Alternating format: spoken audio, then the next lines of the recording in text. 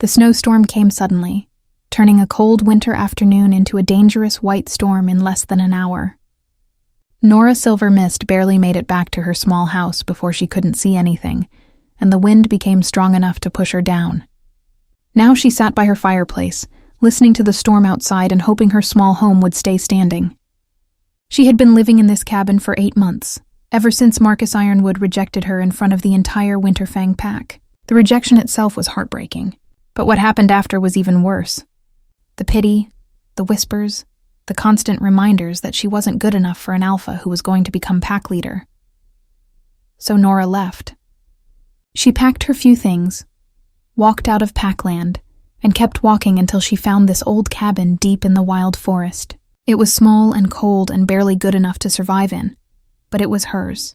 No one to judge her, no one to pity her, no one to remind her that she failed. The wind howled louder, and Nora added another piece of wood to the fire. The storm wasn't getting better, and she was happy she had collected enough firewood before it started. She had enough food and water to last a week if she needed it, though she hoped the storm wouldn't last that long.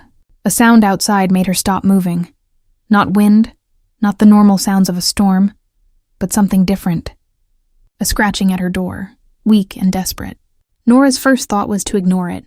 Opening the door in this weather would be dangerous, and whatever was out there was probably already dead or dying anyway. But the sound came again, louder this time, and Nora found herself walking toward the door before smart thinking could stop her. She had always been too kind for her own good. Marcus had told her that, had said it was one of the reasons he couldn't choose her as his mate. Kind hearts got wolves killed in this tough world. Nora opened the door just enough to look outside, and her breath stopped. There was a wolf lying on her doorstep, huge, covered in snow and ice, clearly almost frozen to death. As she watched, the creature lifted its head weakly, and she saw eyes that were an unusual shade of silver blue, smart and desperate. Every survival thought told Nora to close the door. This was an unknown wolf, probably an alpha from its size, and letting it into her small cabin could get her killed. But looking at those eyes, seeing the way the animal was literally freezing to death on her doorstep, she knew she couldn't leave it out there. "You're probably going to kill me for this," Nora said quietly as she opened the door wider. "Come on, get inside before we both freeze." The wolf tried to stand, but its legs wouldn't work. Being too cold had clearly set in, making movement almost impossible. Nora did something really stupid. She stepped out into the storm, grabbed the wolf by its front legs, and pulled it through her doorway. It took all her strength and several minutes of trying, but finally she had the huge creature inside her cabin with the door closed tight against the storm. The wolf lay on her floor, barely breathing, its fur covered with ice and snow, body temperature dangerously low. "Okay," Nora said, talking more to calm herself than because she thought the wolf could understand. "First, we need to get you warm and dry. Then I'll worry about whether you're going to eat me." She grabbed every towel and blanket she owned and began drying the wolf's fur and wrapping it in layers of cloth. The creature didn't fight back, too weak to do anything but lie still as she worked. Once it was as dry and covered as she could make it, Nora pulled it closer to the fireplace and made the fire bigger until her small cabin was almost too warm. "You're lucky I'm an idiot who can't leave things to die," she continued, checking the wolf's breathing and heartbeat as best she could. Both were slow but steady, meaning it was very cold but not dying right away. Anyone smart would have left you outside, but clearly I didn't learn my lesson about putting myself in danger for creatures who don't care. The wolf's silver blue eyes opened a little, looking at her face with a strength that made Nora shiver. There was too much understanding in that look, too much thinking for a simple animal. This was definitely a changed werewolf, not a real wolf, which made the situation even more dangerous. "Don't look at me like that," Nora said, sitting back. "I'm not doing this because I'm brave or a hero. I'm doing it because I'm broken enough that maybe if I save your life, I'll feel like I have some reason to exist beyond just surviving." The words came out before she could stop them, and Nora felt tears in her eyes. 8 months alone. 8 months of telling herself she was fine by herself, and the first living creature she really talked to made all that pretending fall apart. "Sorry," she whispered, wiping her eyes. "You probably don't want to hear about my sad life. Let me get you some water. You need to drink." She helped the wolf drink a little water, then sat beside it to watch its condition through the night. The storm kept raging outside, and Nora found herself talking to her surprise guest, partly to stay awake, and partly because the words just kept coming out. "I was supposed to be mated to Marcus Ironwood," she heard herself saying around midnight, when being tired was making her say everything. "We were childhood friends, grew up together. Everyone thought we'd end up together. And for a while I thought we would too. He was nice to me, protective. I thought that meant he loved me." The wolf's ear turned toward her voice, and its eyes opened slightly, watching her in the firelight. But when it was time for the official mating ceremony, he rejected me in front of the entire pack. Said I wasn't strong enough to stand beside a future alpha, that my soft heart would be a problem, that he needed someone who could be mean when needed. Nora laughed bitterly. The worst part is he wasn't wrong. "I am too soft. I am too weak. I'm the kind of idiot who pulls a strange wolf into her cabin during a snowstorm instead of leaving it to die like a smart person would." The wolf made a soft sound that seemed like disagreement, and Nora reached out to pet its fur without thinking. "You're sweet to pretend otherwise, but we both know the truth. If I was stronger, if I was tougher, maybe he would have wanted me. Maybe I'd be Luna of the Winter Fang Pack instead of living alone in the middle of nowhere." She stayed quiet for a long moment, and then added softly, "The really sad part is, I don't even miss him anymore. I miss belonging somewhere. I miss having a purpose. I miss feeling like I mattered to someone." The wolf moved, putting its huge head against her leg, and Nora felt something break open in her chest. This creature, this stranger who should have been dangerous, was giving her comfort, more comfort than any wolf had given in 8 months. "Thank you," she whispered, continuing to pet its fur. "Even if you don't understand what I'm saying, thank you for listening." Nora eventually fell asleep, sitting up, one hand still resting on the wolf's side, relaxed by the warmth of the fire and another living being nearby. She woke to gray morning light coming through her cabin windows and the storm still going outside. The wolf was awake, watching her with those smart eyes, looking stronger than it had the night before, but still clearly getting better from what happened. "Good morning," Nora said, her voice rough from sleep. "How are you feeling? Can you move at all?" The wolf tested its legs, managing to change position slightly, but clearly still too weak to stand. Nora checked its breathing and heartbeat again, happy to find both had gotten stronger overnight. "The storm doesn't look like it's stopping soon," she said, looking out the window at the continued white storm. "Which means you're stuck here with me for at least another day. Hope you don't mind me being here." She made a simple breakfast for herself, then offered the wolf some dried meat from her supplies. It ate carefully, slowly, and Nora found herself studying the creature more closely in the daylight. The fur was thick and beautiful, a mix of gray and white that would have been pretty if it wasn't currently messy from yesterday. The body was huge, clearly an alpha of great power, and those unusual eyes kept following her every movement with scary awareness. "You know," Nora said as she sat back by the fire, "it's funny. I've been living alone for 8 months, and in that time, I haven't said more than a few words to anyone. But give me a wolf who can't talk back, and suddenly I can't stop talking. My grandmother would say I'm hungry for connection, even if it's just one-sided." The wolf tilted its head slightly, and Nora could have promised it was telling her to keep talking. "My grandmother raised me after my parents died," she explained. "She was the omega of our pack, but she was also the wisest wolf I ever knew. She taught me that being soft wasn't weakness. It was a different kind of strength. The strength to stay kind in a mean world, to help even when it hurt, to love even when you knew you'd probably get your heart broken." Nora smiled at the memory. She died when I was 15, right before I would have started learning what it meant to be omega.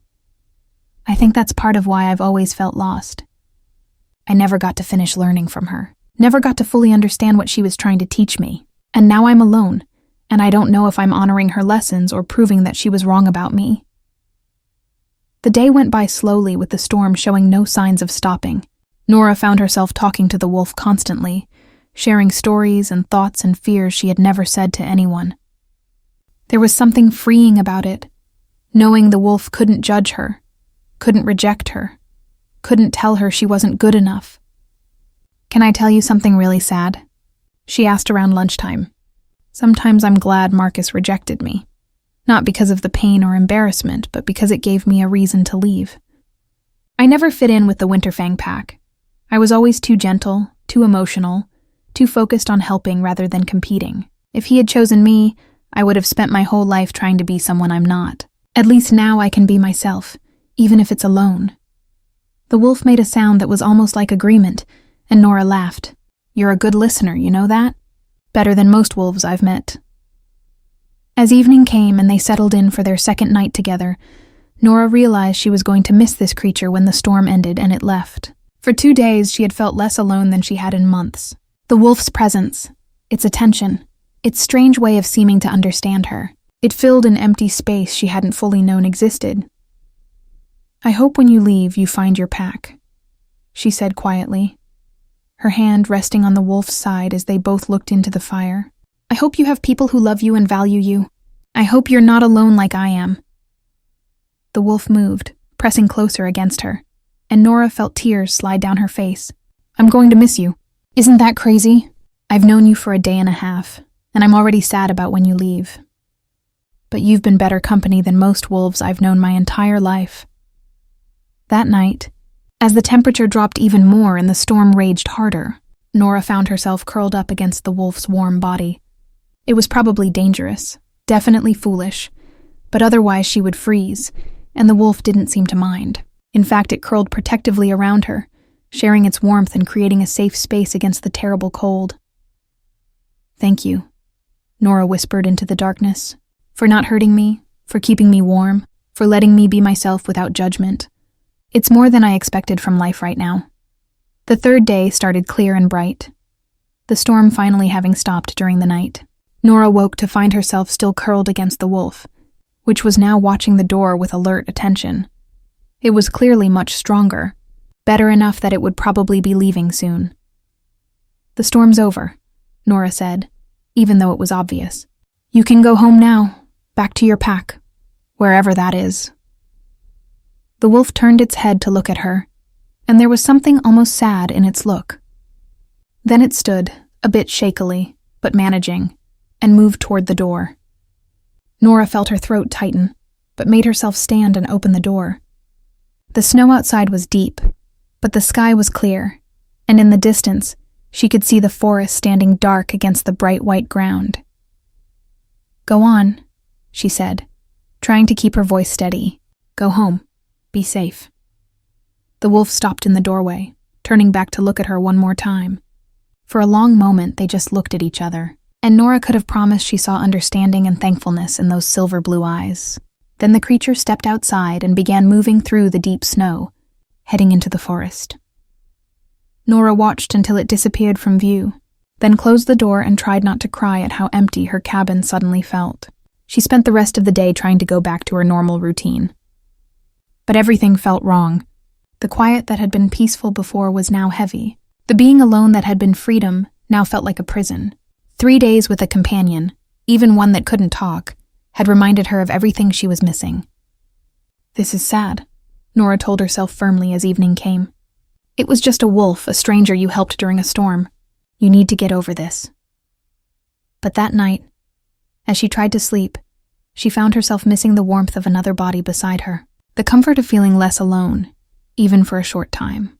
The sound of voices outside her cabin the next morning made Nora sit up straight in confusion. She lived in the middle of nowhere on neutral land where no pack ever came. Who could possibly be making noise outside her home? She moved to the window and felt her blood run cold. There were wolves everywhere, dozens of them in both human and animal form, all wearing matching armor or formal clothes that showed they were royal guards. And at the center of the group stood a man who made every hair on her body stand up. He was tall and powerfully built, with dark hair and features that would have been handsome if not for how intense his expression was. But what made Nora's knees go weak was his eyes. Silver blue eyes that she recognized instantly that had watched her for 3 days, while she told him her heart. The wolf, the stranger she had saved and sheltered. It was him in human form, and from the way the other wolves were standing around him, he was someone really important. Nora's hands were shaking as she opened her cabin door, and she found the man standing just a few feet away, watching her with a look she couldn't understand. "Hello, Nora," he said, his voice deep and carrying power that made her Omega nature want to bow immediately. "May I come in?" She nodded without speaking and stepped aside, her mind spinning as he entered her small cabin. The royal guards stayed outside, taking up protective positions around the clearing, but it was clear they were here on this man's orders. "Who are you?" Nora managed to ask, though she thought she already knew the answer. "My name is Kieran Nightshade," he replied, his eyes never leaving her face. "And I'm the Alpha King of the Northern Territories." The words hit Nora like she'd been punched. The Alpha King. She had saved the Alpha King's life, had sheltered him in her cabin for 3 days, had talked to him about her deepest fears and most painful memories. "I didn't know," she whispered. "I thought you were just a wolf caught in the storm. I never would have..." "Never would have what?" Kieran moved closer and Nora found she couldn't back away. "Been so honest, shared so much of yourself, shown me exactly who you are when you think no one important is watching." "I'm sorry," Nora said, feeling tears building behind her eyes. "I shouldn't have bothered you with all my problems. You were hurt and getting better, and I just kept talking. Don't apologize." His voice was gentle but firm. "Nora, do you know what I was doing when I got caught in that storm?" She shook her head. "I was traveling alone in wolf form, trying to escape the pressure of leadership for a few days. I've been Alpha King for 20 years, and in all that time, every conversation I've had has been filtered through politics and power. No one talks to me like I'm just a person. No one shows me their real self because they're too busy trying to impress or trick me or gain something." He took another step closer, and Nora could see emotion burning in those silver blue eyes. "And then a snowstorm hit and I got separated from my guards and I almost froze too. Death until a kind Omega pulled me into her cabin and saved my life without asking who I was or what I could give her." "Anyone would have done the same," Nora said weakly. "No, they wouldn't have. Most wolves would have left me to die rather than risk bringing a strange alpha into their home. But you didn't hesitate. You risked your safety to save a stranger. And then you spent 3 days talking to me like I was someone worth knowing rather than someone to be feared or used." Kieran's hand came up to gently touch her face, and Nora felt electricity pass between them at the touch. "You told me things I don't think you've told anyone. About your rejection, about your grandmother, about feeling lost and alone. And Nora, I heard all of it. Every word, every confession, every vulnerable moment. I understood everything." "Oh, goddess," Nora breathed, embarrassment flooding through her. "You heard me talking about being weak and pathetic." "I heard you talking about being kind in a mean world," Kieran interrupted. "About choosing compassion over self-interest, about staying soft-hearted despite being hurt. And Nora, those aren't weaknesses. Those are exactly the things I've been searching for my entire life." He moved closer still, until they were sharing the same breath. "When you were talking to me about your grandmother's teachings about how being gentle was its own kind of strength, do you know what I was thinking?" Nora shook her head, unable to speak. "I was thinking that I had finally found her. The one person in the world who could see past the crown to the man underneath, who would value character over status, who would offer kindness without expecting something back, who could be exactly what I needed without even trying." "I don't understand," Nora whispered. "The mate bond, Nora. It formed during those 3 days. While you were taking care of me, talking to me, being so completely yourself that I fell in love with the person you really are rather than who you pretend to be. You are my true mate, chosen by the moon goddess, and I came here today to claim you." The words should have scared Nora, but instead she felt something settle into place deep in her chest, that strange sense of connection she had felt with the wolf, the way she had missed it so badly when it left. Of course it was the mate bond. How had she not known it? "But I'm broken," she said, voicing her deepest fear. "Marcus rejected me because I wasn't good enough to be Luna. How can I possibly be good enough to be queen?" "Marcus rejected you because he's a fool who couldn't recognize value when it was standing right in front of him," Kieran replied with fierce belief. "He wanted someone hard and mean, someone who would help him climb to power. But Nora, that's not what makes a good leader. What makes a good leader is exactly what you have: compassion, wisdom. the ability to see people for who they really are, rather than what they can give you. He held her face with both hands, his silver blue eyes intense. You saved my life, not because you knew who I was, but because you couldn't leave a living creature to suffer. You talked to me for 3 days like I was someone worth knowing without any plan or tricks. You showed me who you are deep down, and that person is exactly what I've been waiting my entire life to find. What if I fail? Nora asked. What if I'm not strong enough for this? Then we'll fail together and learn from it. But Nora, I've seen your strength. It's not the kind that comes from physical power or mean ambition. It's the kind that helps a stranger in a storm. That stays kind despite being hurt. That values connection over keeping yourself safe. That is true strength, and it's exactly what our kingdom needs. Tears were flowing freely down Nora's face now, and Kieran gently wiped them away with his thumbs. I know this is overwhelming.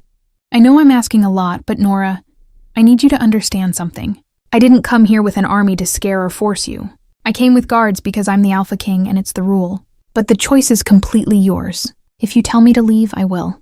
I'll make sure you're protected and taken care of, and I'll walk away even though it would destroy me. Why? The question came out as barely more than a breath. Why would you give me that choice? Because you spent 3 days showing me who you are. Someone who values real connection over obligation, who needs to make your own choices, who deserves to be with someone because you want to, not because you have to. His smile was soft and full of emotion. And because I want you to choose me the same way you chose to save me. Not because I'm the Alpha King or because of the mate bond, but because of who we are to each other. Nora looked at him, at this powerful Alpha who had listened to her deepest secrets and valued them, who had seen her at her weakest and found her worthy anyway. She thought about the 3 days they had spent together, about how safe and seen she had felt, even when she thought he was just a wolf who couldn't understand her words.